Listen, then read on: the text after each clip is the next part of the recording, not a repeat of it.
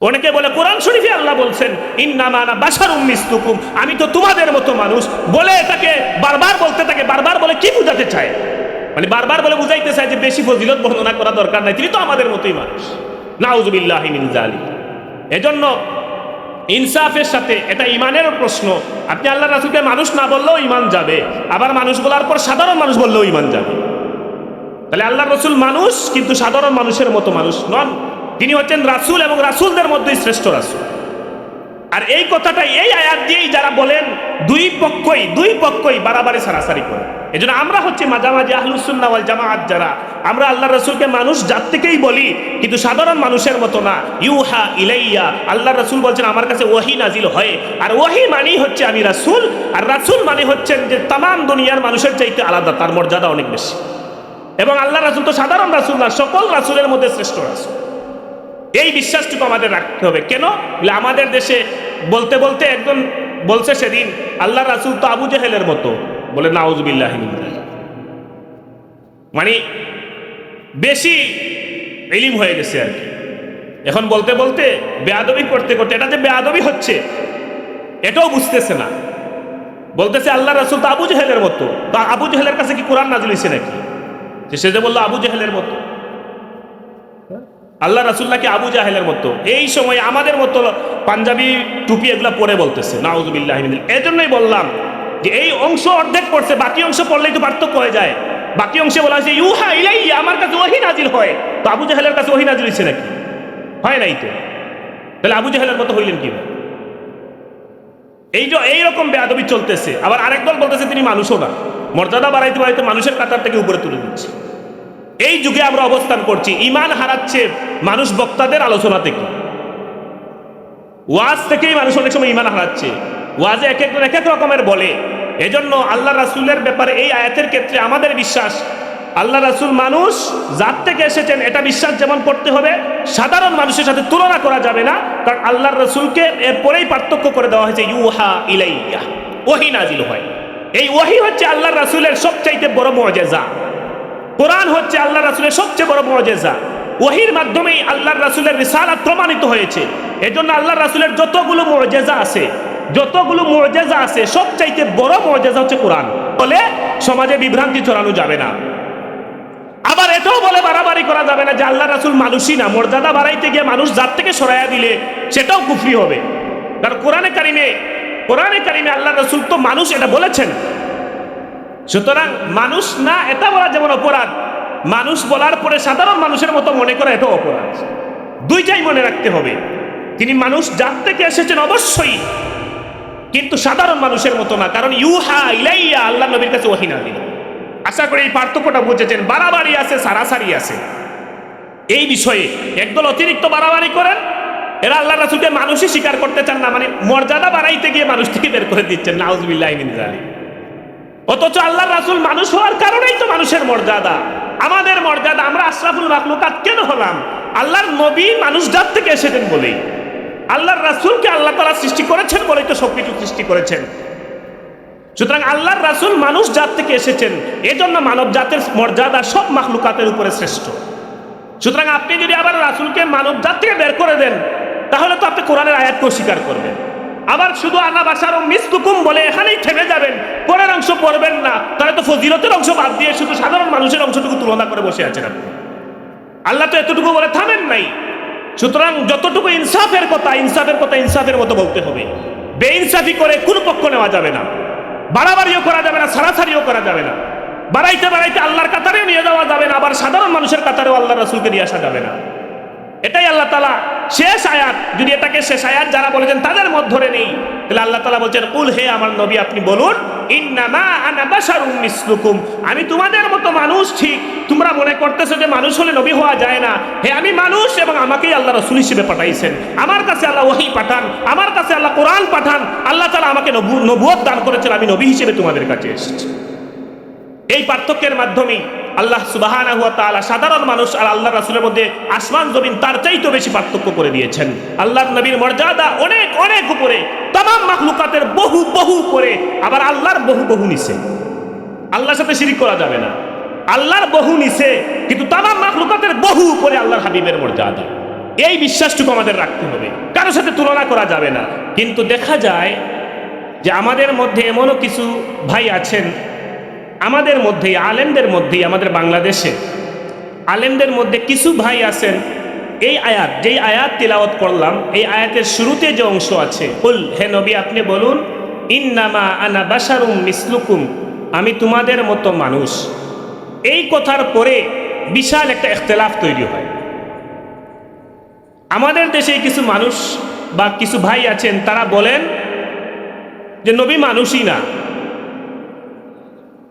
নাউযুবিল্লাহি মিন যালিক, মানে তার মর্যাদা বাড়াইতে গিয়ে বলেন যে তিনি মানুষ না, তিনি অন্য কিছু। এখন অন্য কিছু কি তিনি, আপনারা এটা কেউ বলেন ওই যে নূরের তৈরি আর মাটির তৈরি নিয়ে একটা ইখতিলাফ তৈরি করেন। তো এরা বলেন যে আল্লাহর নবী মানুষ না, তিনি নূর থেকে তৈরি বলে এরা একটা বিশাল বাড়াবাড়ি পর্যায়ে কথা বলেন। আরেক দল আছেন ভাই, তারা আল্লাহর নবীকে একবারে সাধারণ মানুষের পর্যায়ে নিয়ে চলে আসে, যে আমাদের মতোই মানুষ। আল্লাহ তো বলছেন আমাদের মতোই মানুষ, নাউযুবিল্লাহি মিন যালিক। এই দুই দলই বাড়াবাড়ি করে। আমাদের অবস্থান হচ্ছে মধ্যবর্তী অবস্থান। একদল আল্লাহর রাসূলকে মানুষের কাতারে রাখতে চান না, তারা অন্য যে কোনো কাতারে সম্মান বাড়াইতে গিয়া কি কাতারে নিতে চান তারাই ভালো জানেন, মানুষটা তো কি। তো এরা আবার মানুষ স্বীকার করতে চান না। আবার আরেক দল মানুষ বলে একবারে সাধারণ মানুষের কাতারে নিয়ে চলে আসে। এখন এই আয়াত তো কোরআনের আয়াত, এটা তো অস্বীকার করা যাবে না, এটা অবশ্যই কোরআনের আয়াত। তাহলে এটার সঠিক বুঝটা কি? আল্লাহর হাবিব সাল্লাল্লাহু আলাইহি ওয়াসাল্লামের ব্যাপারে আমরা কি বলবো, এটাই হচ্ছে আমার আলোচনার মূল কেন্দ্রবিন্দু, এই আয়াত কেন্দ্রিক। আবার যেই হাদিস পাঠ করেছে, এই হাদিসে আল্লাহর নবী সাহাবীদেরকে বলছেন, আইয়ুকুম মিসলি, তোমাদের কে আছো আমার মতো, মানে তোমাদের কেউ আমার মতো না। তো সাহাবীদেরকে বলছেন তোমাদের কেউ আমার মতো না। এখন যারা বলেন যে আল্লাহ রাসূল আমাদের মতোই সাধারণ মানুষ, আল্লাহ রাসূলের ইজ্জত যারা কমাইতে চান, এরাও বিভ্রান্তির মধ্যে আছেন। তো এজন্য এই আয়াতে কারিমার সঠিক তাফসীর কি হতে পারে, বা আমরা কিভাবে এটাকে বিশ্বাস করব, কিভাবে লালন করব, সমাজে ঝগড়া ফাসাদ না করে, দুই পক্ষর অবস্থান বাড়াবাড়ি এবং ছাড়াছাড়ি, এমন বাড়াবাড়ি যেন না করি যাতে আল্লাহর রাসূল মানুষ জাত থেকে এসেছেন এটা আবার অস্বীকার যেন না হয়ে যায়। আবার আল্লাহর হাবিব সাল্লাল্লাহু আলাইহি ওয়াসাল্লামকে একবারেই যেন সাধারণ মানুষের পর্যায়ে নামিয়ে না নিয়ে আসে। এখন এই আয়াতে আল্লাহ তাআলা কিন্তু দুইটাই স্পষ্ট করে দিয়েছেন। একটু গভীরভাবে খেয়াল করলেই দেখা যাবে এই আয়াতের অর্থটা কি আর আল্লাহ রাসূল কি বলছেন, আল্লাহ কি বলছেন। মূল বিষয়টা হলো, মুফাসসিরিনে কেরাম কেউ কেউ বলেছেন কোরআনে কারিমের সর্বশেষ আয়াত কোনটা, এ ব্যাপারে প্রায় 10টা মত আছে। সব শেষে কোন আয়াত নাজিল হয়েছে এই ব্যাপারে প্রায় 10টা মত আছে। এর মধ্যে একটা মত হচ্ছে এই আয়াতে কারিমা সর্বশেষে নাজিল হয়েছে। আরো বিভিন্ন মত আছে।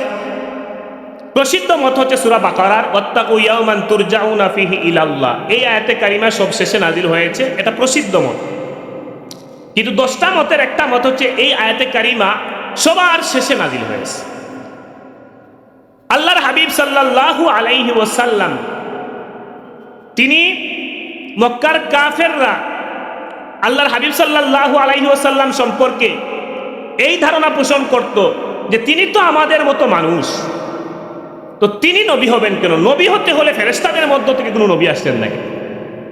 মানে আমরা যেরকম চলাফেরা করি, আমরা যেরকম খাওয়া দাওয়া করি, আমরা সংসার আদি করি, তিনিও এরকম করেন, তো তিনি তো আমাদের মতোই মানুষ, আর আমাদের মতো কোনো মানুষ তো নবী হতে পারেন না, সাধারণ মানুষ তিনি। তো তাদের ধারণা ছিল তিনি মানুষ, তিনি নবী হবেন কেন? এটা ছিল তাদের কমন সেন্সের বা তাদের মেধার এই প্রশ্ন ছিল যে তিনি মানুষ যদি হন তাহলে তিনি নবী হবেন কেন? মানুষ নবী হতে পারেন না, মানুষ নবী হতে পারেন না। এইটা ছিল মক্কার কাফের কুফফারদের একটা ধারণা। তাদের কথা হচ্ছে নবী হবেন তিনি, যে নবী হবেন ফেরেশতাদের মধ্য থেকে কেউ আসবেন, অথবা যিনি নবী হবেন তার সাথে অনেক কিছু থাকবে, তো তিনি আমাদের মতো সাধারণ মানুষ। তো এই ধারণা মক্কার কাফের মুশরিক এরা ধারণা করত, সাধারণ মানুষ আমাদের মতোই একজন মানুষ। তখন আল্লাহর হাবিব সাল্লাল্লাহু আলাইহি ওয়াসাল্লামকে আল্লাহ তাআলা সারা জিন্দেগি দিনের প্রচার শেষে আল্লাহর হাবিবকে বললেন, হে আমার হাবিব আপনি বলুন, কুল আপনি বলুন, ইন্নামা আনা বাশারুম মিসলুকুম, হে মক্কার কাফেররা, হে আমি তোমাদের মতোই মানুষ। তাফসিরে আসছে এটা তাওয়াদুআন, নম্রতা প্রকাশের জন্য, আদব প্রকাশের জন্য, বিনয় প্রকাশের জন্য। আমরা যারা যত বেশি বড় হন তারা অনেক সময় নিজের বিনয়তা প্রকাশ করেন, নম্রতা প্রকাশ করেন। যারা বড় হন তারা সবাই বলে বেড়ান না আমি এই। তো আল্লাহর হাবিবকে আল্লাহ তাআলা বলছেন যে আপনি বিনয় প্রকাশ করুন, আপনি তাদেরকে বলুন আমি তোমাদের মতো মানুষ। এই মানুষটা কোন দিক থেকে? যে আল্লাহর নবী, আমি এটাই বলতে চাচ্ছেন যে আমি ফেরেশতা থেকে আসি নাই, আমি জিন জাতি থেকে আসি নাই, আমি অন্য কোনো জাতি থেকে আসি নাই। তোমরা যেমন মানুষ জাতের, আমিও মানুষ জাতের। তাহলে মানুষ জাত থেকে এসেছেন, এইটা বোঝানোর উদ্দেশ্য। এখন ফজিলতে কি আল্লাহর নবী সাধারণ মানুষের মতো? যে না। এজন্য আল্লাহ তার পরের অংশই বলছেন ইউহা ইলাইয়া, আমি যদিও মানুষ জাত থেকে এসেছি তোমাদের মতো মানুষ, কিন্তু তোমাদের এবং আমার মধ্যে বিশাল পার্থক্য। সেটা হচ্ছে ইউহা ইলাইয়া, আমার কাছে ওহী নাজিল হয়, কোরআন নাজিল হয়, তোমাদের কাছে ওহী নাজিল হয় না। আর ওহী নাজিল হওয়ার কারণে আমি হলাম রাসূল, আমি হলাম নবী, তোমরা কেউ রাসূল না, নবী না। সুবহানাল্লাহ। এই একটা পার্থক্যই তো আসমান জমিনের পার্থক্য, তার চাইতে বেশি বড় পার্থক্য হয়ে গেছে। তাহলে যারা শুধু এতটুকু পড়বে, অর্ধেক পড়বে যে কুল ইন্নামা আনা বাশারুম মিসলুকুম, আমি তোমাদের মতোই মানুষ, এরপরে বলে বেড়াইবে দেখছেন আল্লাহর নবী তো আমাদের মতোই মানুষ বলে, শুধু এতটুকুই বলে, সে আল্লাহর রাসূলের প্রতি ইনসাফ করে নাই। কারণ আল্লাহ এই আয়াতে এতটুকু বলে থামেন নাই, তো আপনি এতটুকু বলে কেন থামবেন? আল্লাহ তো এর পরে পার্থক্য করে দিয়েছেন ইউহা ইলাইয়া। এজন্য মুফাসসিরিনে কেরাম এই আয়াতের তাফসিরে বলেছেন যে প্রথম দিকে আল্লাহর নবী মানুষ জাত থেকে যে এসেছেন এইটার একটা মিছিল দিয়েছেন, যে একদিকটা মিল আছে। সেই মিলটা কি? যে আমিও মানুষ, তোমরাও মানুষ, মানুষ জাত থেকে এসেছি, ফেরেশতা থেকে আমি আসি নাই, জিন্নাত জাতি থেকে আমি আসি নাই, অন্য কোনো জাতি থেকে আমি আসি নাই। আমি জাত হিসেবে তোমরাও মানুষ, আমিও মানুষ, কিন্তু তোমাদের মর্যাদা আমার মর্যাদা এক নয়। ইউহা ইলাইয়া, আমার কাছে ওহী আসে। তাহলে পরের শব্দেই পার্থক্য হয়ে গেছে। আল্লাহর নবীর সাথে আমাদের কারো তুলনা করলে চলবে না। সুতরাং যারা এই অংশ অর্ধেক পরে পরে লাফাইবেন আর আল্লাহর রাসূলের ইজ্জতকে খাটো করার উদ্দেশ্যে এই কথা বলবেন, যদি নিয়ত খারাপ থাকে যে আল্লাহ রাসূলের ইজ্জত কমানোর নিয়ত থাকে, তাহলে তো কুফরি হয়ে যাবে, ঈমানই থাকবে না। যদি এই নিয়তে বলে যে আমাদের মতোই সাধারণ মানুষ, অবজ্ঞা হিসেবে, ইস্তেহকার হিসেবে, ইস্তেগফার হিসেবে, তাহলে তার ঈমানই থাকবে না। কারণ আল্লাহ তাআলা প্রথমে যে এইটা বিনয় সহকারে আল্লাহ রাসূলকে বলতে বলেছেন, এরপরেই পার্থক্য করে দিয়েছেন। আর এটা এমন এক পার্থক্য যে রিসালাতের পার্থক্য। আল্লাহর রাসূলকে রিসালাত দেওয়া হয়েছে এবং সর্বশ্রেষ্ঠ রিসালাত, তিনি সর্বশ্রেষ্ঠ রাসূল। সুতরাং সাধারণ মানুষের মতো বলে থেমে থাকলে হবে না, এর পরেরটাই হচ্ছে মূল উদ্দেশ্য। এখানে আমি তোমাদের মতো মানুষ, কিন্তু তোমরা মানুষ হলে আর আমি মানুষ হলে কি হবে? আমার কাছে ওহী আসে, তোমাদের কাছে ওহী আসে না। তাহলে এটাই সবচেয়ে বড় পার্থক্য। এরপরে আবার কিভাবে বলবে যে আল্লাহ রাসূল আমাদের মতো? তাহলে আল্লাহ রাসূল যেটা বলছেন বিনয় সহকারে, সেটাকে আঁকড়ে ধরে আছে, কিন্তু এর পরের অংশ গুরুত্ব দিয়ে বলে না, আগের অংশকে গুরুত্ব দেয় বেশি। এই উদ্দেশ্য যদি হয় আল্লাহ রাসূলকে ছোট করা, উদ্দেশ্য যদি হয় আল্লাহ রাসূলের সম্মান ইজ্জত কমানো, তাহলে তার ঈমান থাকবে না। এজন্য পরের অংশটাকে গুরুত্ব দিয়ে পার্থক্যটাকে আমাদের তুলে ধরতে হবে। সাধারণ মানুষের সাথে আল্লাহ রাসূলের পার্থক্য হবে না, আর সাধারণ মানুষের সাথে আল্লাহ রাসূলের তুলনা চলবে না, পার্থক্য করতেই হবে। আল্লাহ রাসূল তিনি রিসালাত ওয়ালা, আল্লাহ তাআলা রিসালাত দান করেছেন, তার মর্যাদা এখানেই হয়ে গেছে আলাদা। সুতরাং এই কথা বলার সময় আমাদের সাবধান থাকতে হবে। তো আল্লাহ রাসূল এই জায়গায় বলছেন, আল্লাহ তাআলা বলছেন হে নবী আপনি বলুন ইন্নামা আনা বাশারুম মিসলুকুম, হে মক্কার কাফেররা শুনো, তোমরা যারা আমার রিসালাত অস্বীকার করছো এই বলে, তোমরা যারা আমার রিসালাত অস্বীকার করছো এই বলে যে আমি মানুষ, হে আমি মানুষ এবং মানুষ হওয়ার পরেই আমি নবী। তারা তো মানুষ হওয়ার কারণে নবী মানতে চাচ্ছে না, তারা মানুষ হওয়ার কারণে নবী মানতে চাচ্ছে না। তখন আল্লাহ রাসূল বলছেন হে আমি মানুষ, কিন্তু মানুষ হওয়ার পরেই আমি রাসূল, যেটা তোমরা অস্বীকার করতে চাচ্ছ। এই রাসূল হওয়ার কারণে তোমাদের চাইতে আমার মর্যাদা আলাদা, তোমাদের সাথে আমার কোনো মিল নাই, আমি অতুলনীয়। এই মর্যাদা, এটাই হচ্ছে শানে রিসালাত, আল্লাহ রাসূলের মর্যাদা, রিসালাতের মর্যাদা। রিসালাতের মর্যাদার কারণে সাধারণ মানুষ আর আল্লাহ রাসূলের মধ্যে আসমান জমিন তার চাইতে বেশি পার্থক্য হয়ে গিয়েছে। সুতরাং এই অংশ থাকার পরে শুধু এই কথা বললে চলবে না যে আল্লাহ রাসূল তো তিনি বলেছেন, আমি বলে সমাজে বিভ্রান্তি ছড়ানো যাবে না। আবার এটাও বলে বাড়াবাড়ি করা যাবে না যে আল্লাহ রাসূল মানুষই না, মর্যাদা বাড়াইতে গিয়ে মানুষ জাত থেকে সরাইয়া দিলে সেটাও কুফরি হবে। কারণ কোরআনে কারিমে আল্লাহ রাসূল তো মানুষ এটা বলেছেন। সুতরাং মানুষ না এটা বলা যেমন অপরাধ, মানুষ বলার পরে সাধারণ মানুষের মতো মনে করা এটাও অপরাধ। দুইটাই মনে রাখতে হবে, তিনি মানুষ জাত থেকে এসেছেন অবশ্যই, কিন্তু সাধারণ মানুষের মতো না। কারণ ইউহা ইলাইয়া আল্লাহ নবীর কাছে ওহী নাযিল। আশা করি এই পার্থক্যটা বুঝেছেন। বাড়াবাড়ি আছে, সারাসারি আছে। এই বিষয়ে একদল অতিরিক্ত বাড়াবাড়ি করেন, এরা আল্লাহ রাসূলকে মানুষই স্বীকার করতে চান না, মানে মর্যাদা বাড়াইতে গিয়ে মানুষ থেকে বের করে দিচ্ছেন। নাউযুবিল্লাহি মিন যালিক। অথচ আল্লাহ রাসূল মানুষ হওয়ার কারণেই তো মানুষের মর্যাদা, আমাদের মর্যাদা। আমরা আশরাফুল মাখলুকাত কেন হলাম? আল্লাহর নবী মানুষ জাত থেকে এসেছেন বলেই, আল্লাহর রাসূলকে আল্লাহ তাআলা সৃষ্টি করেছেন বলেই তো সবকিছু সৃষ্টি করেছেন। সুতরাং আল্লাহর রাসূল মানুষ জাত থেকে এসেছেন, এজন্য মানব জাতের মর্যাদা সব মাখলুকাতের উপরে শ্রেষ্ঠ। সুতরাং আপনি যদি আবার রাসূলকে মানব জাত থেকে বের করে দেন, তাহলে তো আপনি কোরআনের আয়াতকে অস্বীকার করবেন। আবার শুধু আনা বাশারুম মিসলুকুম বলে এখানেই থেমে যাবেন, পরের অংশ পড়বেন না, তাহলে তো ফজিলতের অংশ বাদ দিয়ে শুধু সাধারণ মানুষের অংশটুকু তুলনা করে বসে আছেন আপনি। আল্লাহ তো এতটুকু বলে থামেন নাই। সুতরাং যতটুকু ইনসাফের কথা ইনসাফের মতো বলতে হবে। বেইনসাফি করে কোনো পক্ষ নেওয়া যাবে না, বাড়াবাড়িও করা যাবে না, সারাসারিও করা যাবে না। বাড়াইতে আল্লাহর কাতারেও নিয়ে যাওয়া যাবে না, আবার সাধারণ মানুষের কাতারেও আল্লাহ রাসূলকে নিয়ে আসা যাবে না। এটাই আল্লাহ তাআলা শেষ আয়াত, যদি এটাকে শেষ আয়াত যারা বলেছেন তাদের মধ্যে ধরে নেই, তাহলে আল্লাহ তাআলা বলছেন, কুল হে আমার নবী আপনি বলুন, ইন্নামা আনা বাশারুম মিসলুকুম, আমি তোমাদের মতো মানুষ। ঠিক তোমরা মনে করতেছো যে মানুষ হলে নবী হওয়া যায় না। হে আমি মানুষ এবং আমাকেই আল্লাহ রাসূল হিসেবে পাঠাইছেন। আমার কাছে আল্লাহ ওহী পাঠান, আমার কাছে আল্লাহ কোরআন পাঠান। আল্লাহ তাআলা আমাকে নবুয়ত দান করেছেন, আমি নবী হিসেবে তোমাদের কাছে এসেছি। এই পার্থক্যের মাধ্যমে আল্লাহ সুবহানাহু ওয়া তাআলা সাধারণ মানুষ আর আল্লাহ রাসূলের মধ্যে আসমান জমিন তার চাইতে বেশি পার্থক্য করে দিয়েছেন। আল্লাহর নবীর মর্যাদা অনেক অনেক উপরে, तमाम মাখলুকাতের বহু বহু উপরে, আবার আল্লাহর বহু বহু নিচে। আল্লাহর সাথে শিরিক করা যাবে না। আল্লাহর বহু নিচে, কিন্তু तमाम মাখলুকাতের বহু উপরে আল্লাহর হাবিবের মর্যাদা। এই বিশ্বাসটুকু আমাদের রাখতে হবে, কারোর সাথে তুলনা করা যাবে না। অনেকে বলে কোরআন শরীফে আল্লাহ বলছেন, ইন্নামা আনা বাশারুম মিসলুকুম, আমি তো তোমাদের মতো মানুষ বলে এটাকে বারবার বলতে থাকে। বারবার বলে কি বোঝাতে চায়? মানে বারবার বলে বুঝাইতে চায় যে বেশি ফজিলত বর্ণনা করা দরকার নাই, তিনি তো আমাদের মতোই মানুষ। নাউযুবিল্লাহি মিন যালিক। এজন্য ইনসাফের সাথে, এটা ইমানেরও প্রশ্ন। আপনি আল্লাহ রাসূলকে মানুষ না বললেও ইমান যাবে, আবার মানুষ বলার পর সাধারণ মানুষ বললেও ইমান যাবে। তাহলে আল্লাহ রাসূল মানুষ, কিন্তু সাধারণ মানুষের মতো মানুষ নন। তিনি হচ্ছেন রাসূল এবং রাসূলদের মধ্যেই শ্রেষ্ঠ রাসূল। আর এই কথাটাই এই আয়াত দিয়েই যারা বলেন, দুই পক্ষই বাড়াবাড়ি সারাসারি করে। এজন্য আমরা হচ্ছে মাঝামাঝি আহলুস সুন্নাহ ওয়াল জামাআত, যারা আমরা আল্লাহ রাসূলকে মানুষ জাত থেকেই বলি, কিন্তু সাধারণ মানুষের মতো না। ইউহা ইলাইয়া, আল্লাহ রাসূল বলছেন আমার কাছে ওহী নাজিল হয়, আর ওহী মানেই হচ্ছে আমি রাসূল, আর রাসূল মানে হচ্ছেন যে তামাম দুনিয়ার মানুষের চাইতে আলাদা, তার মর্যাদা অনেক বেশি। এবং আল্লাহ রাসূল তো সাধারণ রাসূল না, সকল রাসূলের মধ্যে শ্রেষ্ঠ রাসূল। এই বিশ্বাসটুকু আমাদের রাখতে হবে। কেন? আমাদের দেশে বলতে বলতে একজন বলছে সেদিন, আল্লাহ রাসূল তো আবু জেহেলের মতো।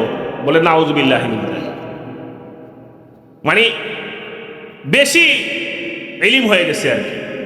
এখন বলতে বলতে বেয়াদবি করতে করতে, এটা যে বেয়াদবি হচ্ছে এটাও বুঝতেছে না।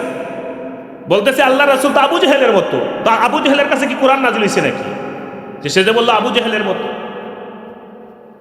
আল্লাহ রাসূল নাকি আবু জাহেলের মতো। এই সময় আমাদের মতো পাঞ্জাবি টুপি এগুলা পরে বলতেছে নাউযুবিল্লাহি মিন। এজন্যই বললাম যে এই অংশ অর্ধেক পড়ছে, বাকি অংশ পড়লেই তো পার্থক্য হয়ে যায়। বাকি অংশে বলা হয়েছে ইউহা ইলাইয়া, আমার কাছে ওহী নাজিল হয়। তো আবু জাহেলের কাছে ওহী নাজিল হয়েছে নাকি? হয় নাই তো। তাহলে আবু জাহেলের মতো হইলেন কি? এইরকম বেয়াদবি চলতেছে। আবার আরেক দল বলতেছে তিনি মানুষও না, মর্যাদা বাড়াইতে বাড়াইতে মানুষের কাতার থেকে উপরে তুলে দিচ্ছে।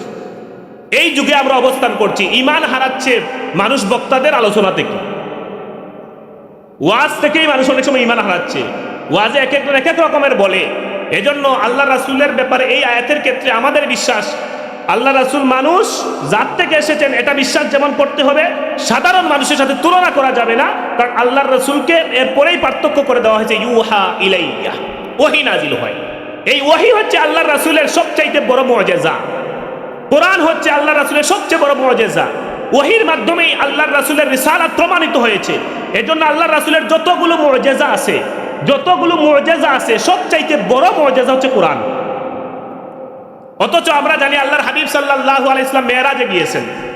এই মেরাজের চাঁদ চলছে, সপ্ত আকাশ পাড়ি দিয়ে মেরাজে গিয়েছেন। মেরাজকে সবচেয়ে বড় মুআজিজা বলা হয় নাই। মুআজিজা অবশ্যই, কিন্তু বড় মুআজিজা নয়। আল্লাহর হাবিব সাল্লাল্লাহু আলাইহি ওয়াসাল্লামের আরো অনেক মুআজিজা আছে, কিন্তু এই মুআজিজাগুলো বড় নয়। সবচেয়ে বড় মুআজিজা কোরআন, কারণ কোরআন দিয়েই আল্লাহর হাবিবের রিসালাত বেশি প্রমাণিত হয়েছে। এবং মক্কার কাফেরদেরকে কোরআন দিয়ে চ্যালেঞ্জ করা হয়েছে, তিনি যে আল্লাহর রাসূল এটা চ্যালেঞ্জ করেছেন আল্লাহর রাসূল। এই আয়াতেরই তাফসীর থেকে আমরা যেটা বলতে চাই, আল্লাহর হাবিব সাল্লাল্লাহু আলাইহি ওয়াসাল্লাম যখন তিনি বললেন মক্কার কাফেরদেরকে, আমি তো নবী, আমি রাসূল এবং আমার কাছে ওহী নাজিল হয়, তখন তারা বললে এরকম কোরআন তো আমরাও বানাইতে পারবো, সূরা তো এরকম আমরাও বানাইতে পারবো।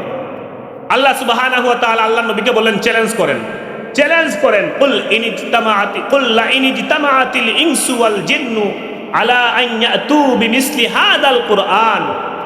হে নবী, আপনি বলুন দুনিয়ার তামাম মানুষ এবং তামাম জিন্নাত সবাই একত্রিত হয়ে পারলে এই কোরআনের মতো একটা কোরআন নিয়ে আস।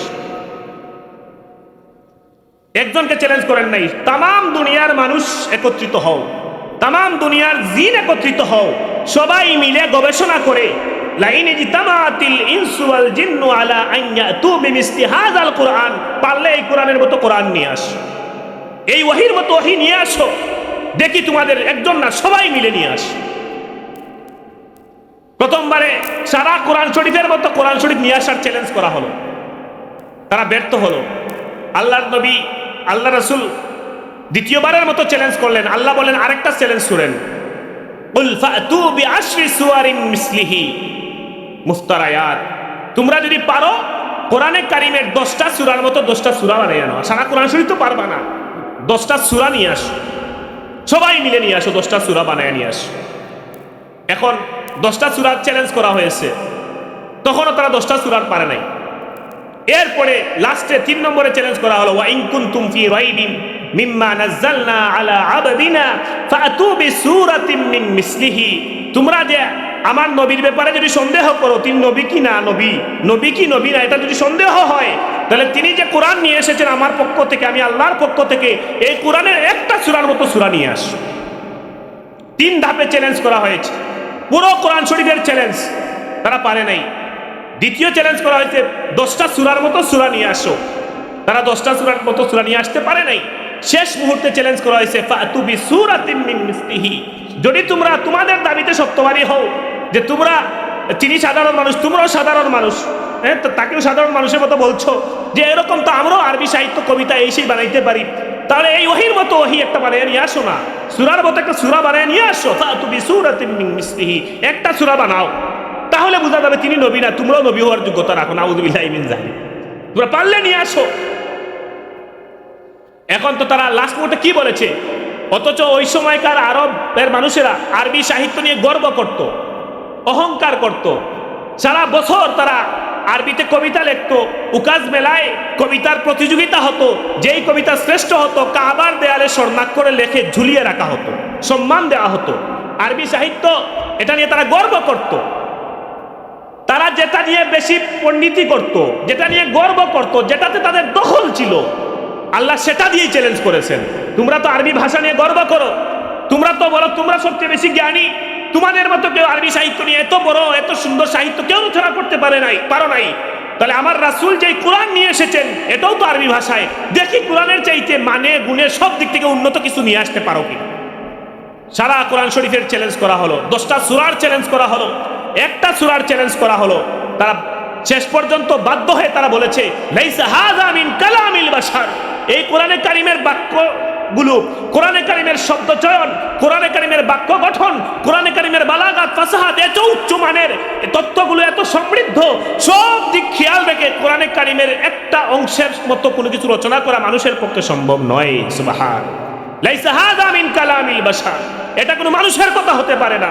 অথচ তারা হচ্ছে যুগের শ্রেষ্ঠ আরবি সাহিত্যিকগণ, তাদের মতো এর আগেও কোনো সাহিত্যিক এরকম আসতে পারবেন না, কিয়ামত পর্যন্ত এরকম সাহিত্যিক আসা মুশকিল। তারা এত গবেষণা, তাদের কবিতাগুলি এখনো পড়ানো হয়, জাহিলি যুগের কবিতা আরবি ভাষার শিক্ষার জন্য এখনো পড়ানো হয়।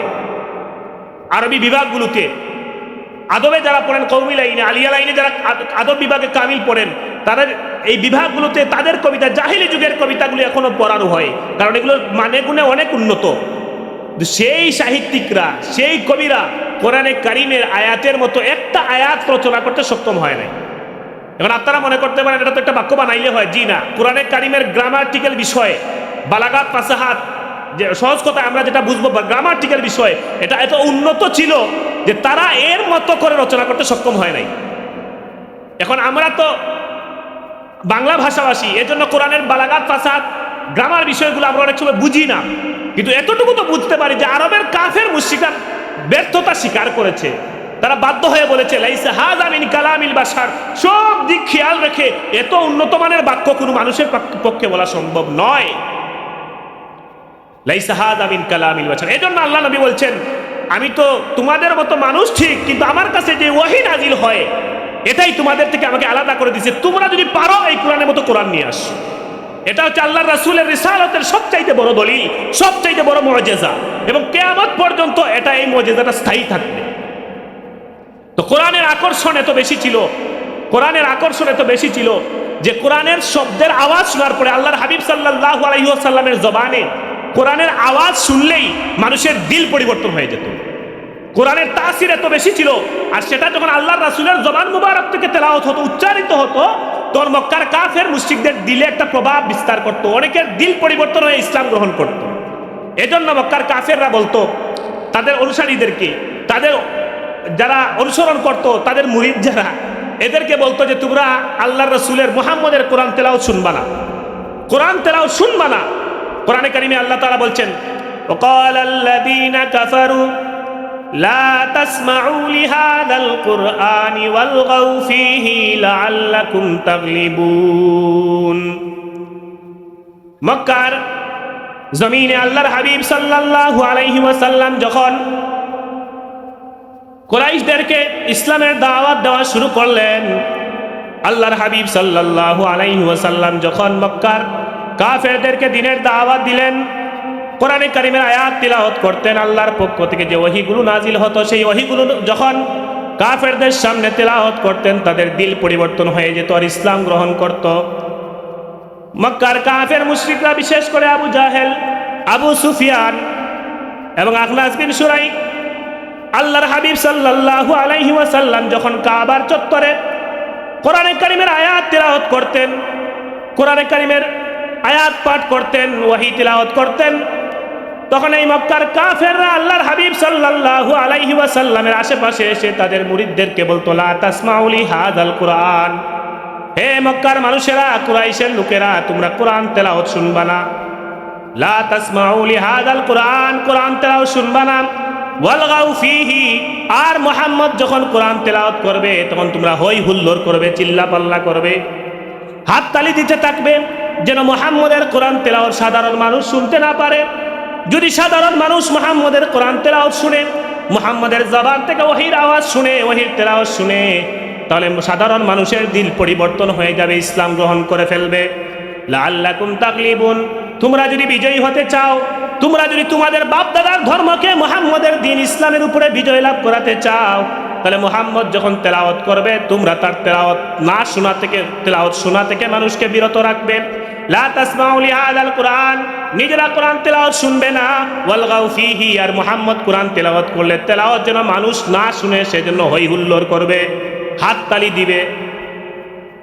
এটা হচ্ছে তাদের প্রথম সূত্র, যে কোরআন একটু আকর্ষণীয়, মুহাম্মদ যদি কোরআন তেলাওয়াত করেন তার জবানে মানুষ শুনলে দিল পরিবর্তন হয়ে যায়।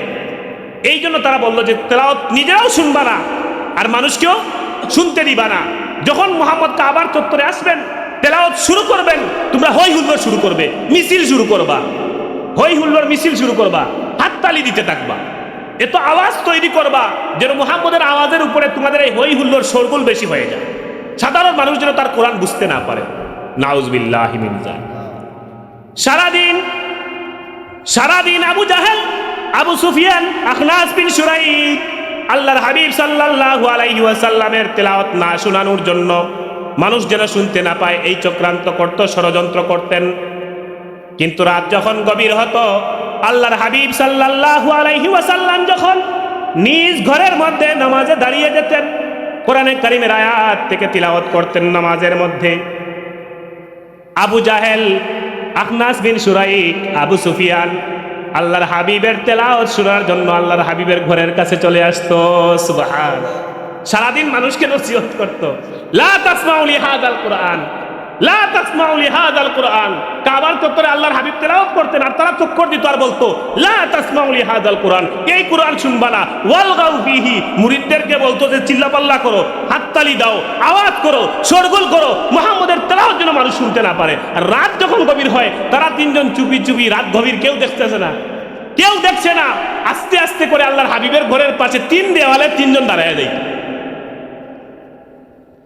আল্লাহর হাবিব সাল্লাল্লাহু আলাইহি ওয়াসাল্লামের জবানে কোরআনের আওয়াজ এত সুমধুর ছিল, যেই মক্কার কাফেররা, মক্কার মুশরিকরা সারাদিন তাদের অনুসারীদেরকে বলতো, লা তাসমাউ লিহাযাল কুরআন, এই কোরআনের আওয়াজ শুনবা না, তেলাওয়াত শুনবা না, লা তাসমাউ লিহাযাল কুরআন ওয়ালগাউ ফিহি, আর তেলাওয়াত যেন মানুষ শুনতে না পারে তার ব্যবস্থা করো। সেই কাফেররা রাত গভীর হলে আল্লাহর হাবিব সাল্লাল্লাহু আলাইহি ওয়াসাল্লামের ঘরের দেয়ালের চারদিকে এসে একত্রিত হতো। এক দেয়ালে আবু সুফিয়ান, আরেক দেয়ালে আবু জাহেল, আরেক দেয়ালে আখনাস বিন শুরাইক, তারা দাঁড়িয়ে যেতেন। আল্লাহর হাবিব সাল্লাল্লাহু আলাইহি ওয়াসাল্লাম সারা রাত দাঁড়িয়ে কোরআন তেলাওয়াত করতেন, হাত্তা তাওয়াররামাত কদামাহু, আল্লাহর হাবিব সাল্লাল্লাহু আলাইহি ওয়াসাল্লামের পা মুবারক ফুলে যেত, এত বেশিক্ষণ দাঁড়িয়ে থাকতেন। আল্লাহর হাবিব এত বেশি নামাজে তেলাওয়াত করতেন, দাঁড়াইতেন। আমরা তো নামাজে দাঁড়াইলে শুধু উঠি আর নামি, কত দ্রুত শেষ করা যায় এই চিন্তা আমরা থাকে। কিন্তু আল্লাহর হাবিব সাল্লাল্লাহু আলাইহি ওয়াসাল্লাম এত বেশি নামাজ পড়তেন। আম্মা জান আয়েশা রাদিয়াল্লাহু তাআলা আনহা বলেন, হাত্তা তাওয়াররামাত কদামাহু, আল্লাহর হাবিব সাল্লাল্লাহু আলাইহি ওয়াসাল্লাম এত দীর্ঘক্ষণ দাঁড়িয়ে কোরআন তিলাওয়াত করতেন যে তার পা মুবারক ফুলে যেত। সারা রাত তেলাওয়াত করতেন আর নামাজ পড়তেন, নামাজে দাঁড়িয়ে তেলাওয়াত করতেন। তো আল্লাহর হাবিব তেলাওয়াত করছেন, তিন দেয়ালে তিনজন দাঁড়িয়ে কোরআন তেলাওয়াত শুনতেছে। ওই লোকেরাই যারা সারাদিন কোরআন না শোনানোর জন্য মানুষকে মিছিল করতে বলতো, তারা সারা রাত আল্লাহর হাবিব সাল্লাল্লাহু আলাইহি ওয়াসাল্লামের তেলাওয়াত শুনতো। শুনতে শুনতে এতটাই মগ্ন হয়ে যেত, ফজর হয়ে আকাশে সূর্য উঠে ফর্সা হয়ে গিয়েছে, ভোরের আলো ফুটে উঠেছে, তারা বুঝতেই পারতো না। হঠাৎ করে খেয়াল হতো, হায়রে সকাল হয়ে গেছে, কেউ যদি দেখে ফেলে, অনুসারীরা যদি দেখে ফেলে, তাহলে তো মুসিবত, লজ্জার বিষয়। সারাদিন মিছিল দেই, সারাদিন বিরোধিতা করি, এখন যদি অনুসারীরা দেখে, এই তোমরা সারাদিন আমাদেরকে বলো মুহাম্মদের কোরআন যেন না শুনি, আর সারা রাত যদি তোমরা কোরআন তেলাওয়াত শুনো, এ তো বিশাল লজ্জার বিষয়। তো তাড়াতাড়ি তাড়াহুড়ো করে হন্তদন্ত হয়ে বের হয়েছে তিনজন, রাস্তায় তিনজন মুখোমুখি। আবু জাহেল আবু সুফিয়ানকে বলে, হে আবু সুফিয়ান, তুমি এখানে কি? এটা তো মুহাম্মদের বাড়ি। আবু সুফিয়ান আবু জাহেলকে বলে, তুমি এখানে কি? এটা তো মুহাম্মদের বাড়ি, মুহাম্মদের বাড়ির রাস্তা। আখনাস বিন শুরাইক বলে, তোমরা দুইজন এখানে কি? তারা বলে, তুমি এখানে কি? সারাদিন এখন একজন আর একজনকে বলে, লা তাউদু, আজকে তো আসছো ভালো কথা, কাল যেন আর না আসো, আর যেন তোমাদেরকে এখানে না দেখি। একজন আরেকজনকে নসিহত করছে, তিনজনই অপরাধ করছে। তিনজনই বলছে, লা তাউদু, আজকে তো আসছো ঠিক আছে, আগামীকাল আর আসবে না। ফালাউ রাআকুম বাদু সুফাহাইকুম লাওয়ালাউকাতুম ফি নাফসিহি শাইআ, তোমরা যদি সারাদিন মুহাম্মদের তিলাওয়াত শোনা থেকে মানুষকে বিরত রাখো, সারাদিন মিছিল দাও, লা তাসমাউ লিহাযাল কুরআন, মুহাম্মদের কোরআন তেলাওয়াত শুনবা না, ওয়ালগাউ ফিহি, সারাদিন মিছিল দাও যে তোমরা হই হুল্লোড় করো, শোরগোল করো, হাততালি দাও মুহাম্মদের তেলাওয়াত যেন মানুষ না শুনে, আর নিজেরাই তোমরা তেলাওয়াত শুনছো। এইটা যদি তোমাদের নির্বুদ্ধ অনুসারীরা, তোমাদের মূর্খ অনুসারীরা যদি এটা দেখতে পায়, তাহলে তাদের মনের মধ্যে সন্দেহ তৈরি হবে। তোমাদের এই অবস্থা যদি দেখে, তাহলে সাধারণ মানুষ মুসলমান হয়ে যাবে। সুতরাং আজকে করছো তো করছো, আর কালকে থেকে আসবা না। একজন আরেকজনকে নসিহত করছে, গেছে। আবার সারাদিন মিছিল, একটু আগে কিন্তু তেলাওয়াত শুনছে সারা রাত। কাবার চত্বরে এসে আল্লাহর হাবিব সাল্লাল্লাহু আলাইহি ওয়াসাল্লাম কোরআন তেলাওয়াত করেন। গত রাত সারা রাত তেলাওয়াত শুনছে, আবার এসে কাবার চত্বরে মিছিল দেওয়া শুরু করছে, লা তাসমাউ লিহাযাল কুরআন, এই কোরআন তেলাওয়াত শোনা যাবে না, ওয়ালগাউ ফিহি, তোমরা মিছিল করো, শোরগোল করো, হয় হুল্লোড় করো, মুহাম্মদের তেলাওয়াত যেন সাধারণ মানুষ শুনতে না পায়। সারা রাত কিন্তু শুনছে তারা নিজেরা, এবার এসে মিছিল দিচ্ছে। আবার সারা দিন মিছিল গেছে, আল্লাহ রাসূলকে বিরক্ত করছে, মানুষকে কোরআন শুনতে দেয় নাই।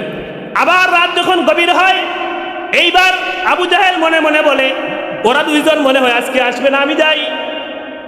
যেহেতু তাদেরকে নিষেধ করেছি, তারা তো আসবে না, আমি গেলে সমস্যা নাই, আমি যাই। আবু সুফিয়ানও মনে মনে বলে, আজকে যেহেতু নিষেধ করছি, আবু জাহেল আর আখনাস বিন শুরাইক আসবে না, আমি যাই। আখনাস বিন শুরাইক বলে, আজকে যেহেতু নিষেধ করা হয়েছে, তাহলে আবু জাহেল আর আবু সুফিয়ান আসবেন না, আমি এবার যাই। আবার তিনজন জমা হয়েছে।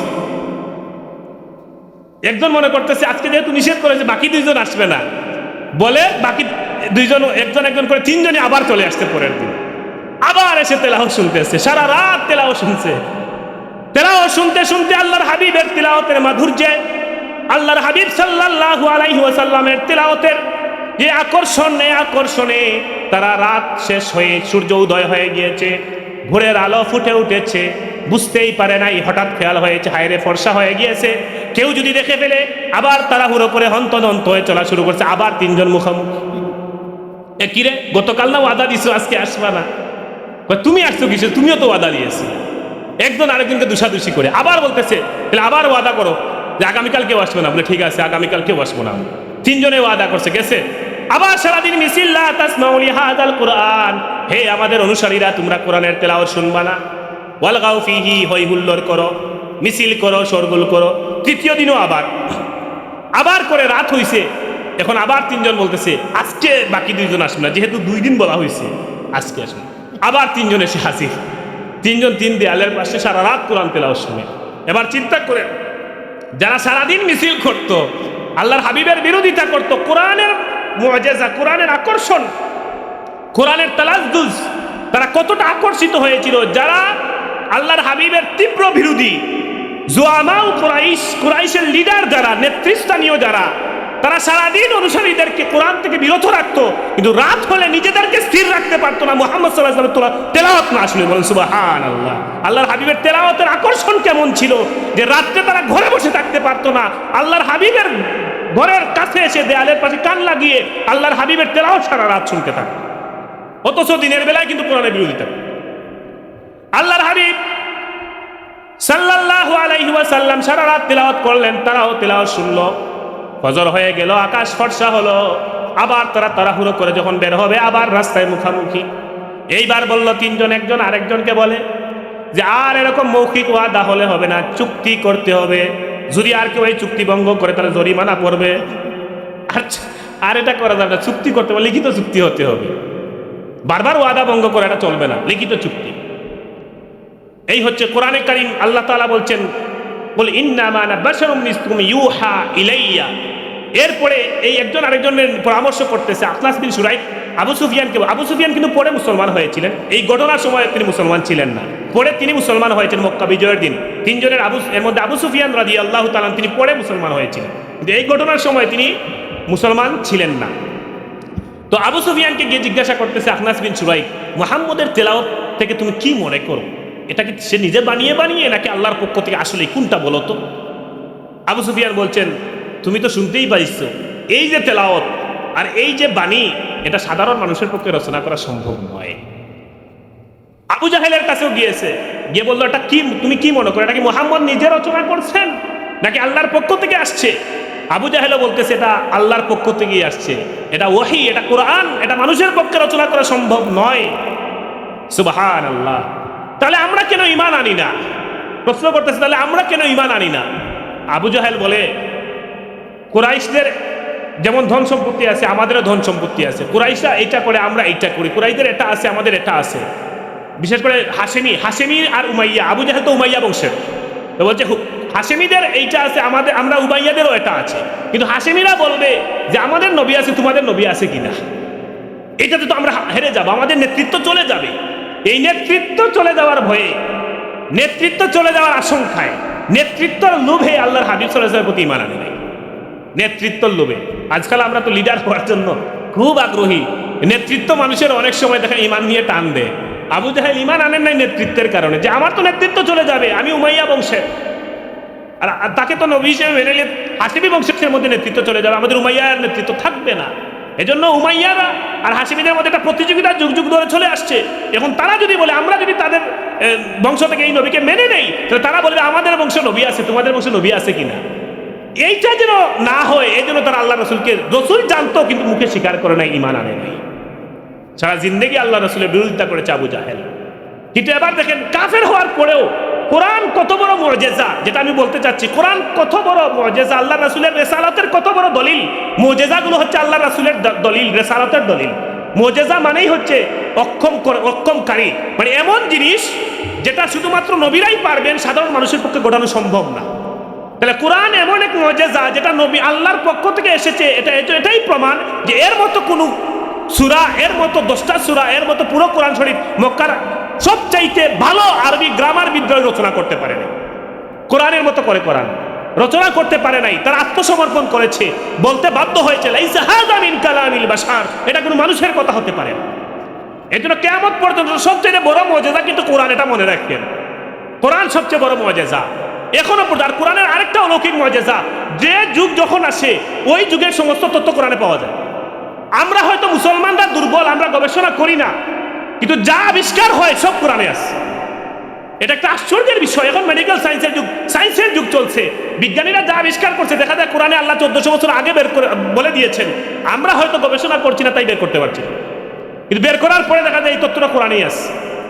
এই জন্য কোরআন যে যুগে যা আসবে, কোরআন সেই যুগে জবাব দিতে সক্ষম। এটা সব দিক দিয়ে এটা মুআজিজা।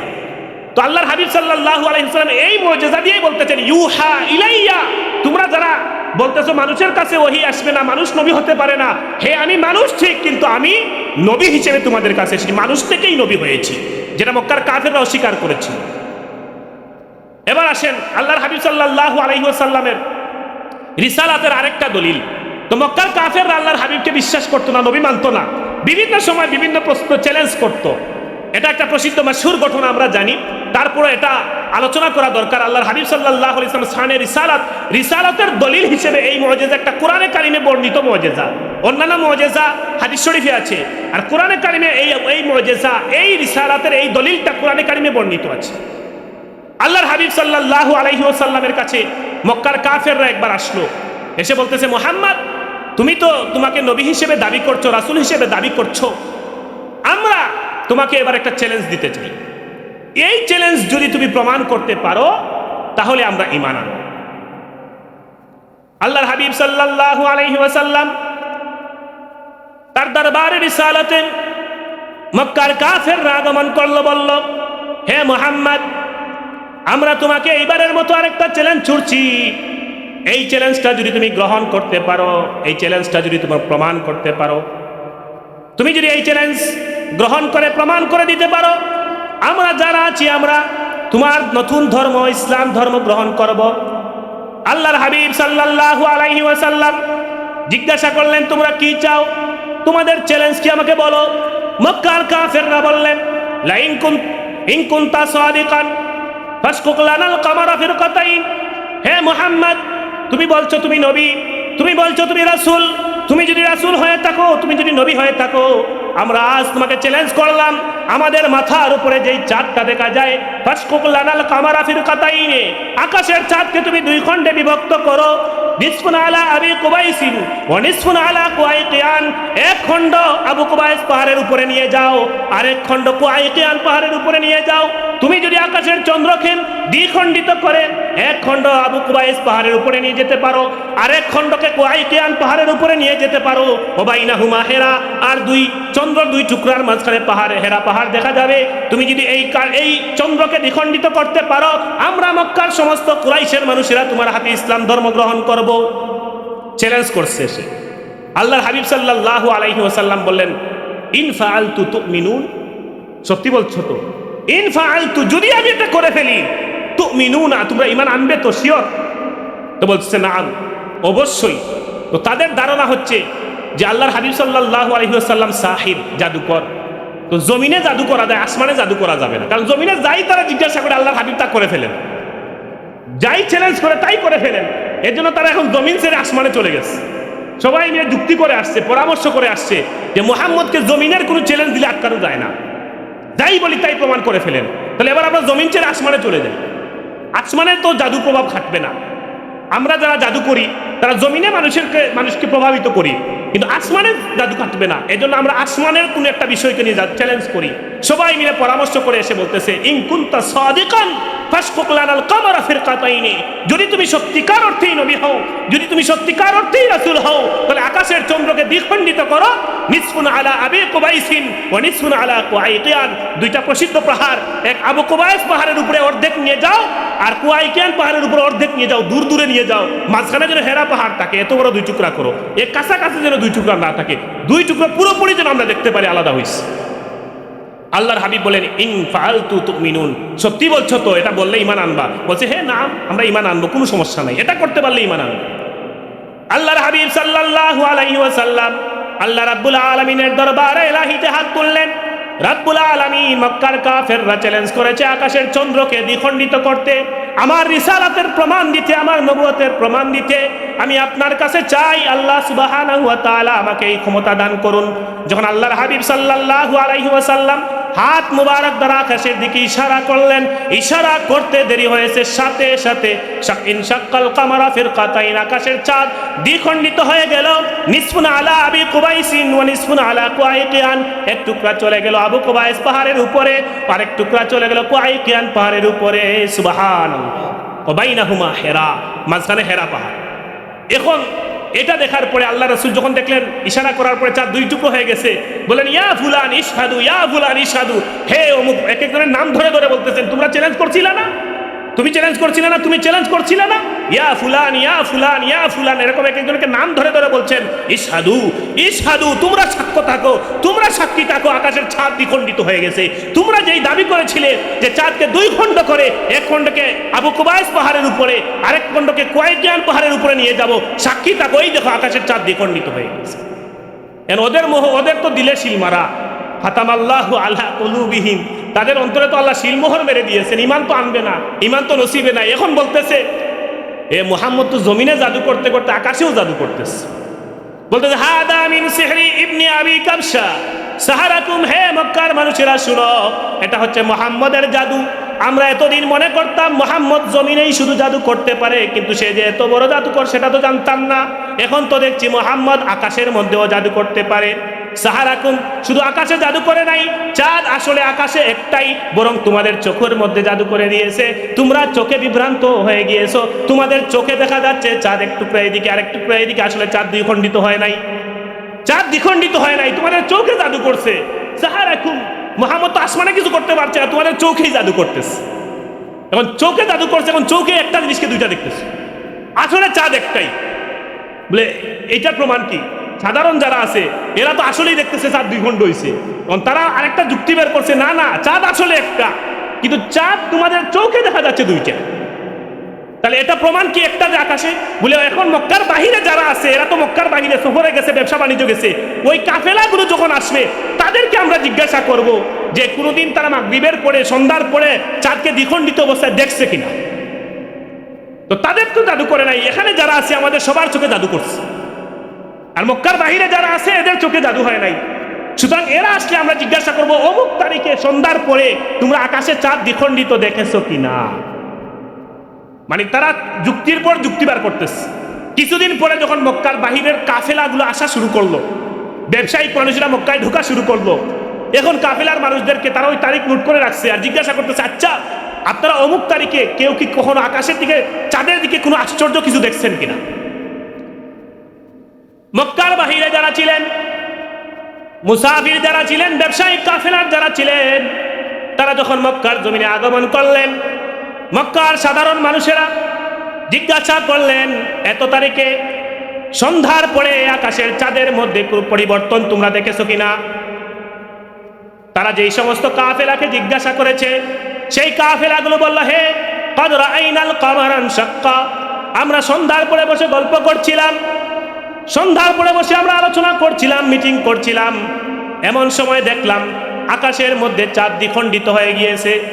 আমরা তখন বুঝতে পেরেছিলাম দুনিয়ার জমিনে আশ্চর্য কোনো কিছু ঘটেছে। তাহলে তোমরা আমাদেরকে বলো মক্কার জমিনে কিছু ঘটেছে কিনা। আমরাও দেখেছি, আমরা বাহিরে ছিলাম, কিন্তু আলোচনা করতেছি, হঠাৎ দেখছি আকাশের চাঁদ দ্বিখণ্ডিত হয়ে গিয়েছে। এরা যখন এটা বলছে, সাধারণ সাথে সাথে অনেক মানুষ ইসলাম ধর্ম গ্রহণ করেছে। সুবহানাল্লাহ। আটকায় রাখে। কিন্তু ওই যে শিলমারা যারা, অন্তরে যাদের শিলমোহর, তারা এরপরেও এটাকে জাদু বলেই প্রচার করেছে। যখন জাদু বলে প্রচার করা শুরু করেছে, এটার উপরে তারা ইস্তেকামত, যা মানুষ যতই এটার পক্ষে বলে যে আল্লাহর হাবিব সাল্লাল্লাহু আলাইহি ওয়াসাল্লাম হাতের ইশারায় আকাশকে দ্বিখণ্ডিত করেছেন, তারা এটা মানতে চায় না। বারবার মানুষকে দৃঢ়তার সাথে বলে যে মুহাম্মদ তোমাদের চোখের মধ্যে জাদু করেছে। তখন আল্লাহ সুবহানাহু ওয়া তাআলা মক্কার কাফেরদেরকে রদ করে, মক্কার কাফেরদেরকে ভুল প্রমাণিত করে আল্লাহ তাআলা জবাব দিয়ে বলেন, ইকতারাবাতিস সাআতু ওয়ানশাক্কাল কামার, ইকতারাবাতিস সাআতু ওয়ানশাক্কাল কামার ওয়া ইন ইয়ারাউ আয়াতান ইউরিদু ওয়া ইয়াকুলু সিহরুম মুস্তামির। এই আয়াতে কারিমা সূরা কামারের প্রথম দুই আয়াত নাযিল করেন।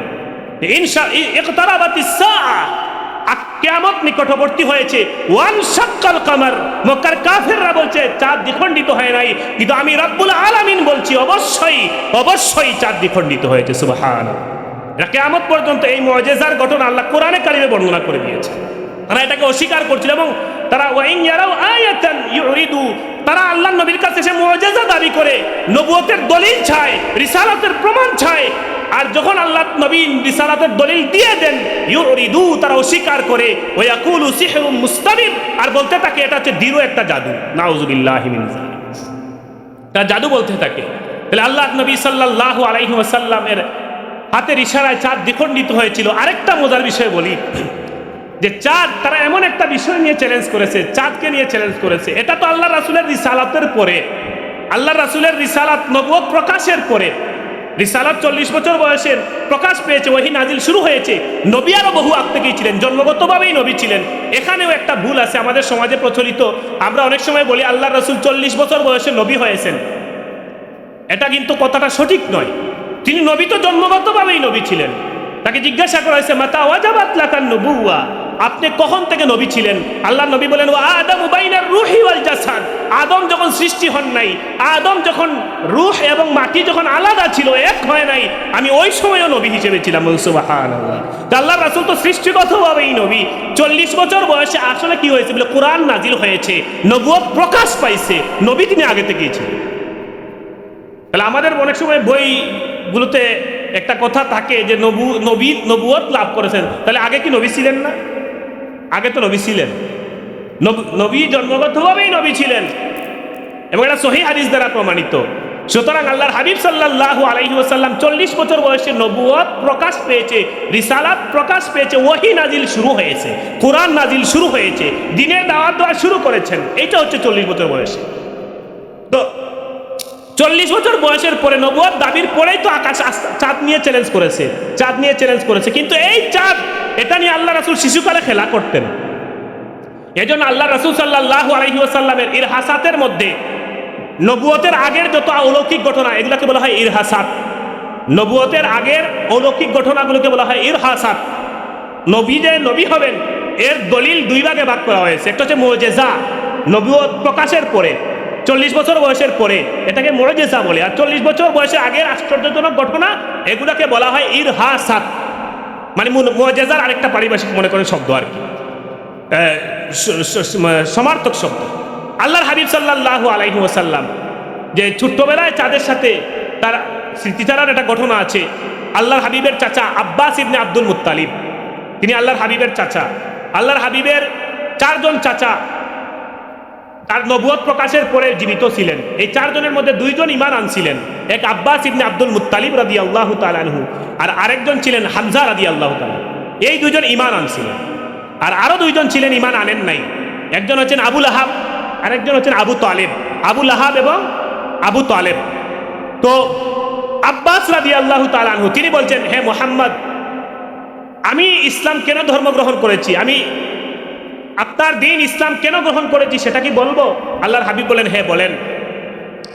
আল্লাহর হাবিবের চাচা আব্বাস ইবনে আব্দুল মুত্তালিব রাদিয়াল্লাহু তাআলা আনহু বলেন, ইয়া রাসূলুল্লাহ ইয়া হাবিবাল্লাহ, দাআনি ইলা দুখুলি ফি দীনিক আমারাতুল লিনুবুওয়াতিক।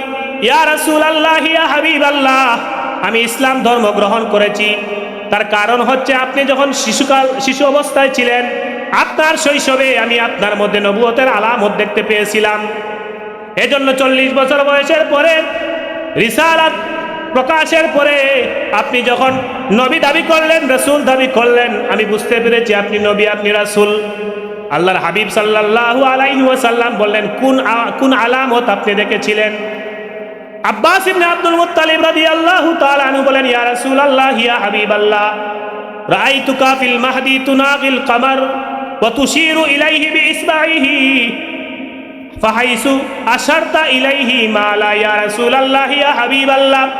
আপনার শৈশবকালে আপনি যখন কারো কুলে থাকতেন, আপনি যখন দোলনায় থাকতেন, রাত যখন হতো, আকাশের চাঁদ যখন উদিত হতো, আমরা দেখতে পেতাম, বিশেষ করে আমি দেখতাম আপনি হাত দ্বারা আকাশের চাঁদকে ইশারা করছেন, আপনি আকাশের চাঁদের সাথে কথা বলছেন। ফাহাইসু আশারতা ইলাইহি, আপনি যেই দিকে ইশারা করতেন মালা, চাঁদ সেই দিকে হেলে যেত। আপনি যদি ডান দিকে ইশারা করতেন, চাঁদ ডান দিকে দুল খেত। আপনি যদি বাম দিকে ইশারা করতেন, আকাশের চাঁদ বাম দিকে দুল খেত। ওই সময় আমি বুঝতে পেরেছিলাম আপনি কোনো সাধারণ মানুষ নন, আপনি এই জগতের কোনো বিখ্যাত মানুষ হবেন। আজ যখন আপনি রিসালাতের দাওয়াত দিচ্ছেন, আজ যখন আপনি নবুয়তের দাওয়াত দিচ্ছেন, আমার আপনার ওই শৈশবের চাঁদের সাথে ঘটনাটা মনে পড়ে গিয়েছে। সুবহানাল্লাহ। তাহলে আল্লাহর রাসূল শৈশবে যেই চাঁদ নিয়ে খেলা করতেন, শৈশবে যেই চাঁদ তার হাতের ইশারায় ডান দিকে ইশারা করলে ডান দিকে দুল খেত, বাম দিকে ইশারা করলে বাম দিকে দুল খেত, আল্লাহর রাসূল চাঁদের সাথে কথা বলতেন, চাঁদ আল্লাহর রাসূলের সাথে কথা বলতো।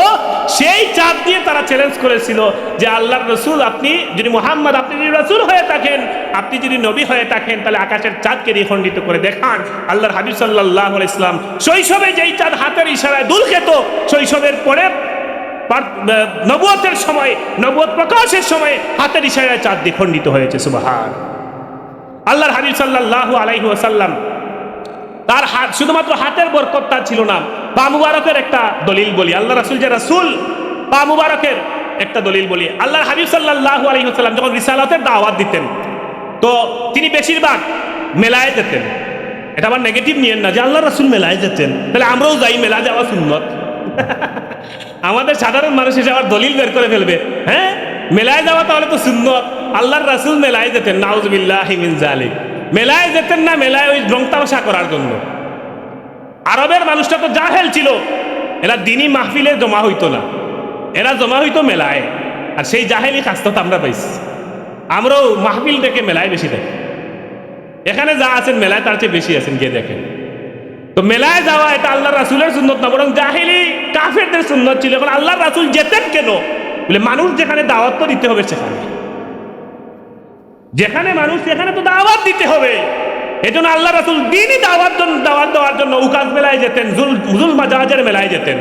এখন এইটা থেকে আবার কেউ যদি ফতোয়া দেয় যে মেলায় যাওয়া আল্লাহর রাসূলের সুন্নত, নাউযুবিল্লাহি মিন যালিক, এটা কাফেরদের সুন্নত, কাফেরদের রীতিনীতি। তারা মেলার আয়োজন করতো, প্রত্যেক বছরে করতো, জুল মাজাজের মেলা, উকাজের মেলা।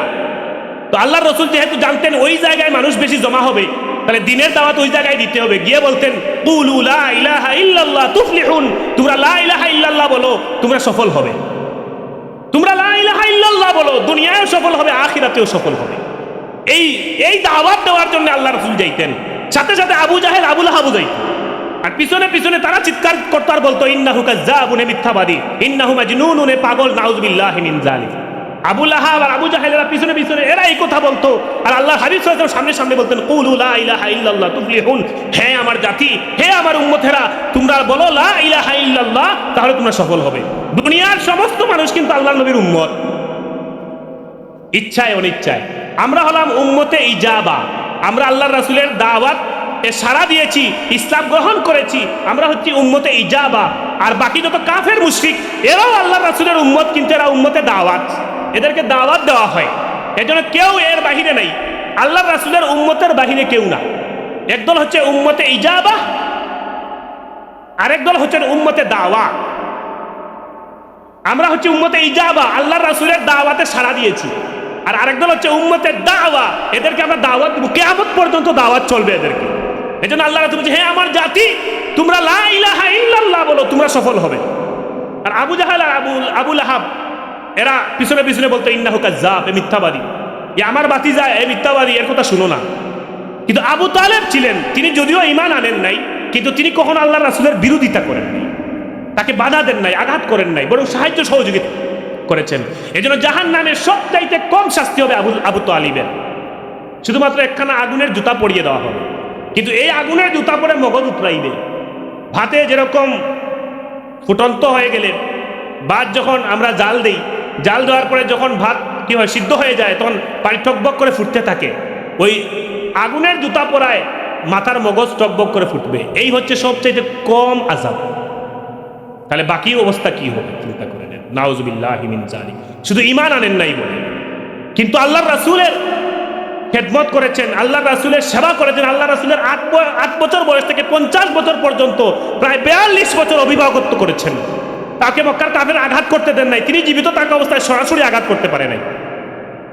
তো এই আবু তালেব আল্লাহ রাসূলের সাথে একবার জুলমাজাজের মেলায় গেছেন, পিছনে বাহনে করে। আল্লাহ রাসূল দাওয়াত দিচ্ছেন, কিন্তু কেউ যেন আঘাত না করে, এই জন্য তিনি সঙ্গে যেতেন। আবু তালেব তো সঙ্গে গেছেন। তো যাওয়ার পরে সঙ্গে পানি নিয়ে গেছেন, পানি শেষ হয়ে গেছে আবু তালিবের। তো বাহনের উপরে থেকে বলতেছেন, ভাতিজা আতিস্তু ওয়ালাইসা ইনদি মাউন, আমি খুব তৃষ্ণার্ত হয়ে গেছি, আমার কাছে তো কোনো পানি নাই, কোনো পানির ব্যবস্থা করা যায় কিনা, তোমার কাছে পানি আছে কিনা।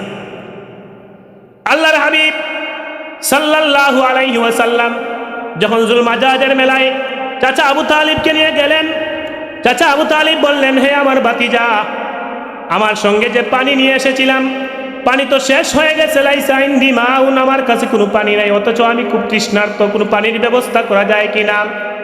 ফানাজালান নবী সাল্লাল্লাহু আলাইহি ওয়াসাল্লাম, আল্লাহর হাবিব সাল্লাল্লাহু আলাইহি ওয়াসাল্লাম সাথে সাথে বাহন থেকে নামলেন।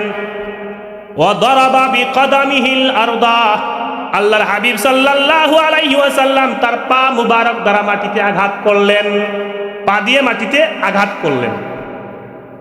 ফাখারাজাল মাউ, আল্লাহর হাবিব সাল্লাল্লাহু আলাইহি ওয়াসাল্লাম যখন পা মুবারক দ্বারা মাটিতে আঘাত করলেন, সাথে সাথে মাটি ফেটে ভিতর থেকে পানি বের হওয়া শুরু হলো। আল্লাহর হাবিব বলেন, ইশরাব ইয়া আম্মি, হে আমার চাচা, এবার পানি পান করুন। আল্লাহর হাবিব সাল্লাল্লাহু আলাইহি ওয়াসাল্লামের পা মুবারকের এক আঘাতে, হালকা মৃদু আঘাতে মাটি ফেটে পানি বের হয়েছে। যারা বলবে নবী আমার মতো, ওরা কেন, ওরা 14 গোষ্ঠী যদি মাটিতে লাগতে পানি বের হবে, তো আমার মতো আর তোমার মতো বললে হবে? তিনি নবী, ইউহা ইলাইয়া, আমাকে নবী হিসেবে পাঠানো হয়েছে, আমার কাছে ওহী নাজিল হয়। এজন্য আল্লাহর রাসূল ওহী নাজিল হওয়ার কারণে, রাসূল হওয়ার কারণে তার মর্যাদা আমাদের মর্যাদা এক নয়। তিনি ইশারা করলে চাঁদ দ্বিখণ্ডিত হয়ে যায়। আমরা যদি সবাই মিলে আকাশের দিকে একক করি, চাঁদ দ্বিখণ্ডিত হবে? কিছুই হবে না। তো আমাদের মতো হইলেন কি হবে? আল্লাহর হাবিবের পায়ের আঘাতে, মৃদু আঘাতে মাটি ফেটে ঝর্ণার পানি বের হয়েছে। হুদায়বিয়ার ময়দানে, হুদায়বিয়ায় আল্লাহর হাবিব সাল্লাল্লাহু আলাইহি ওয়াসাল্লাম নবুয়তের মানে হিজরতের পরে 6ষ্ঠ বছরে উমরা করার উদ্দেশ্যে রওনা দিয়েছেন। হিজরতের পরে 6ষ্ঠ বছরে 1400 সাহাবীকে সঙ্গে নিয়ে রওনা দিয়েছেন, উমরা করবেন। এখন মক্কার কাফেররা বাধা দিচ্ছে, না আপনাকে মক্কায় ঢুকতে দেব না। 8ম হিজরিতে 2 বছর পরেই কিন্তু বিজয় করেন, মক্কা বিজয় করেন, কিন্তু 6ষ্ঠ হিজরিতে রওনা দিয়েছিলেন উমরা করবেন, কিন্তু মক্কার কাফেররা বাধা দিচ্ছিল, মক্কার কাফেররা বাধা দিচ্ছিল। তখন তাদের পক্ষ থেকে একজন প্রতিনিধি পাঠাইছে, উরওয়া ইবনে মাসউদ। উরওয়া ইবনে মাসউদকে পাঠিয়েছেন প্রতিনিধি হিসেবে। তিনি তখন ঈমান আনেন নাই।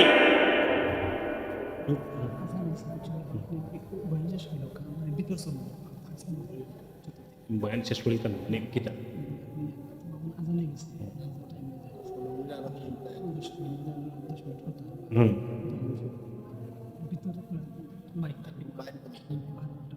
আমি তো চালাইতাম না। কয়টা পর্যন্ত? 10 মিনিট শেষ করিতাম। আচ্ছা ঠিক আছে। আজান হয়েছে, এখন বাহিরের মাইক মনে হয় থাকবে, আমরা ভিতরে থাকবে। তো আমার আলোচনা আর 10 মিনিটের মতো করব।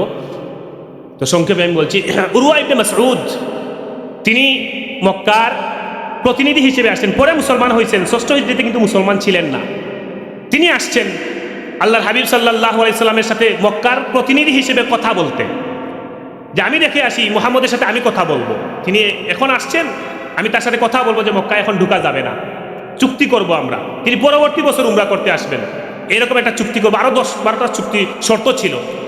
তো এসে দেখলেন, তিনি এসে যা দেখছেন, এটা মক্কার ফিরত যাওয়ার পরে মক্কার কুরাইশদেরকে বলতেছেন, আমি তো মুহাম্মদের কাছে গেছিলাম, কিন্তু যা দেখলাম, এই বর্ণনা তিনি বলতেছেন, এটা না বললে আমার আফসোস থেকে যাবে।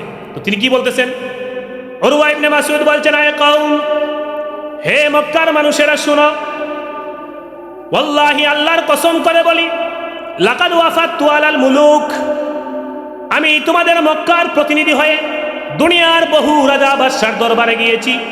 লাকাদ ওয়াফাততু আলা কাইসারা ওয়া কিসরা ওয়ান নাজ্জাশি, আমি পারস্যের সম্রাট কিসরার কাছে, আমি রোম সম্রাট কায়সারের কাছে, আবিসিনিয়ার বাদশা নাজ্জাশির কাছে বহুবার তোমাদের প্রতিনিধি হয়ে গিয়েছি।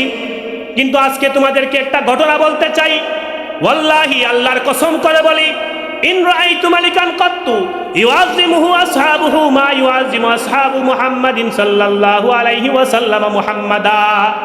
হে মক্কার মানুষেরা, কুরাইশের লোকেরা শুনো, তোমরা তো মুহাম্মদকে তাজিম করতে চাও না, তোমরা তো মুহাম্মদকে সম্মান করতে চাও না।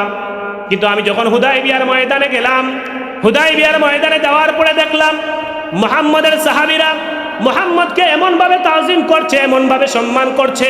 আমি কায়সারের দরবারে গিয়েছি, পারস্যের সম্রাট কিসরার দরবারে গিয়েছি, আবিসিনিয়ার বাদশা নাজ্জাশির কাছে গিয়েছি। নাজ্জাশির অনুসারীরা নাজ্জাশিকে এত সম্মান করে না, রোম সম্রাট কায়সারকে তার অনুসারীরা এত সম্মান করে না, এত তাজিম করে না। পারস্য সম্রাট কিসরাকে পারস্য সম্রাটের অনুসারীরা তাকে এত সম্মান করে না। মুহাম্মদের অনুসারীরা, মুহাম্মদের সাহাবীরা মুহাম্মদকে যেভাবে তাজিম করে। মক্কার কুরাইশা বলল, কি এমন তাজিম করে? উরওয়া ইবনে মাসউদ বলেন, ওয়াল্লাহি আল্লাহর কসম করে বলি, ইন তানাখামা নুখামাতান ইল্লা ওয়াকাত ফি ইয়াদি রাজুলিন মিনহুম, মুহাম্মদ যদি তুতু ফেলার ইচ্ছা করেন, মুহাম্মদ যখন মুখ থেকে তুতু ফেলতে চান, সাহাবায়ে কেরাম তার চতুর্দিকে এমন ভাবে ঘেরাও করে বসেন, এমন ভাবে গুল হয়ে বসেন, আর দুইখানা হাত পেতে বসেন যে মুহাম্মদ তুতু ফেললে মাটিতে পড়ার সুযোগ পায় না। ওই তুতু মোবারক কোনো না কোনো সাহাবীর হাতে পড়ে। সুবহান। ইনতানাখামা নুখামাতান, মুহাম্মদের এত সম্মান তার সাহাবীদের কাছে যে তিনি থুতু ফেলবেন, এমন অবস্থা তৈরি হলে যে থুতু ফেলবেন, সাথে সাথে সাহাবীরা গুল হয়ে যেতেন এবং হাত এইভাবে ফেলতেন, এমন ভাবে একজনের সাথে আরেকজনের হাত থাকতো। ইল্লা ওয়াকাত ফি ইয়াদি রাজুলিন মিনহুম, থুতু ফেললে কোনো ফাঁক ফুকর থাকতো না যে মাটিতে পড়বে, কারো না কারো হাতে পড়তো। সুবহান। তো কি করতেন এই থুতু নিয়ে? কি করতেন? ফাদালাকা বিহা ওয়াজহাহু ওয়া জিলদাহু, মুহাম্মদ সাল্লাল্লাহু আলাইহি ওয়াসাল্লামের তুতু মুবারক যার হাতে পড়তো, সেই তুতু মুবারক তার চেহারা এবং চামড়ায় ঘষে নিত। সুবহানাল্লাহ। আমি আর আপনি যদি থুতু ফেলি, মানুষ হাতে নেবে না, 3 হাত দূরে যাবে, খালি করলেই অনেকজন দৌড় দিবে, কি বলে। আর যদি সর্দি কাশি থাকে তাহলে বলবে একটু দূরে গিয়ে পালাও রে, ঠান্ডা খাচ্ছে না, মুখে হরিয়া পালাও। কিন্তু আল্লাহর হাবিব সাল্লাল্লাহু আলাইহি ওয়াসাল্লাম থুতু ফেলার ইচ্ছা করার সাথে সাথেই তার থুতু মুবারক হাতে নেওয়ার জন্য সাহাবীরা প্রতিযোগিতা করতেন। যার হাতে থুতু পড়তো এটাকে বরকত মনে করে চেহারা এবং চামড়ার মধ্যে এটা মালিশের মতো মেখে নিতেন। হ্যাঁ, আমার মতো আর তোমার মতো নবী বলবা, তো তোমার থুতু কয়জন নেই? তুমি যে বলো নবী আমার মতো।